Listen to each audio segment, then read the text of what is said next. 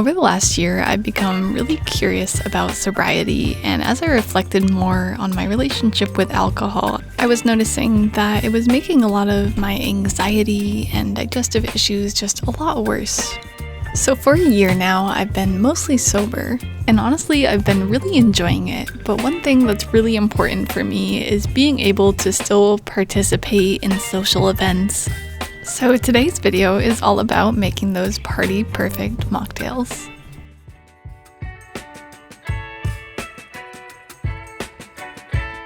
This first herbal mocktail is going to be for a Blackberry, Juniper, and Tonic. The juniper berries are what gives gin that really distinct flavor. Juniper berries are actually not berries at all, they're a type of pine cone, and I foraged these ones last winter.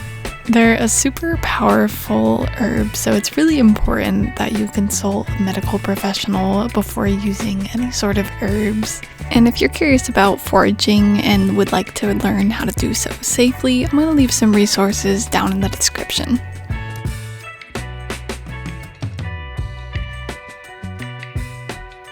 I extract all the flavor by using a mortar and pestle to smash up the berries with a little bit of sugar.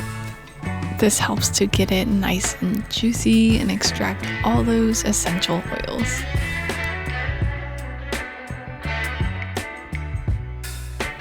You can scoop about 2 tablespoons of that berry mixture and top it with your tonic water. I used about 3 ounces.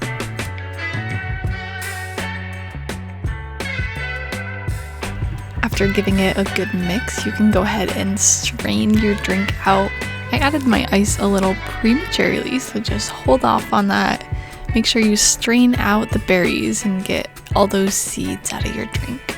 The drink was such a beautiful color and was so fragrant and really delicious. This next recipe is for a rosemary and grapefruit spritz. This time of year, the grapefruits are in season, so they're extra sweet and have that beautiful citrusy note. And we've got to start by getting that juice.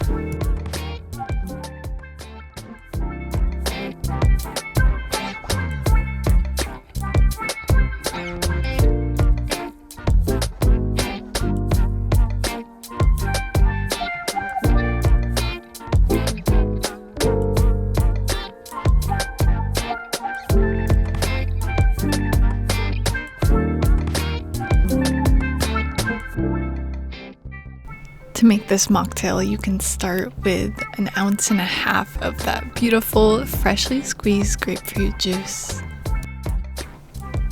Into the glass, you can also add an equal amount of a soda and tonic, which is pre-sweetened, but if you like it a little bit more sweet like I do, you can add a little extra agave. As always, adjust those recipes, make it how you like it, make sure you're gonna enjoy. Finish this mocktail with a beautiful sprig of rosemary, and it is ready to be enjoyed. This drink was sweet and tart and definitely got me dancing.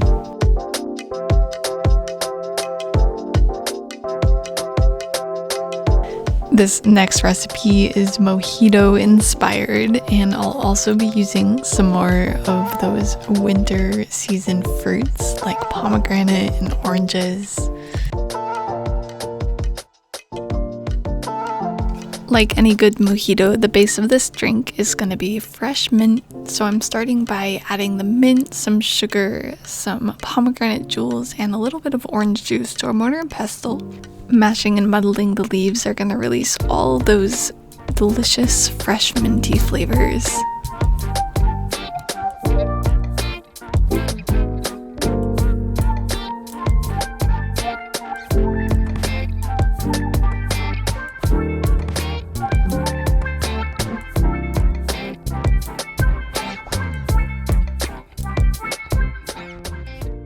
I have my glass ready to go, and I add in those muddled juices from the mint and the pomegranate.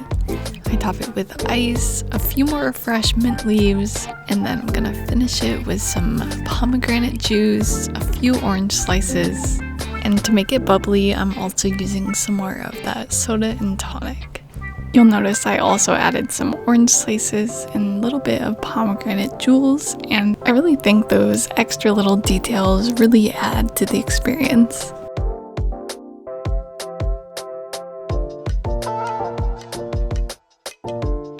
The mint leaves made this drink taste really fresh, and the beautiful pomegranate and oranges really made it nice and festive. This last recipe is definitely my favorite. It's for a thyme and blueberry ginger beer.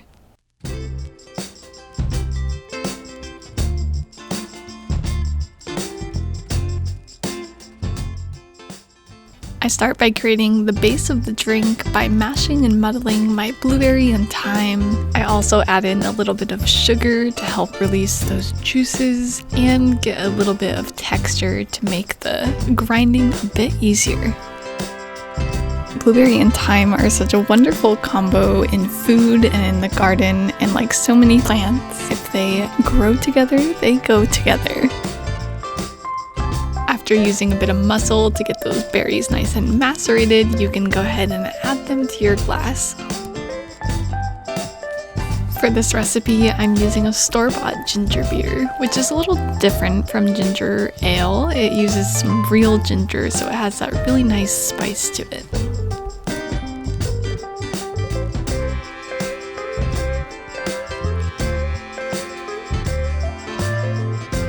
Just to make it look pretty, I decided to strain out all of the blueberry skins, and it left this really beautiful lavender colored drink. And as a garnish, I just put a little piece of thyme on the top. Over the last year, taking some space from drinking and really focusing on being more mindful of how I'm feeling has been a really amazing experience, and I would definitely recommend it if anyone is curious to try it out, and I hope these recipes really help you on that journey.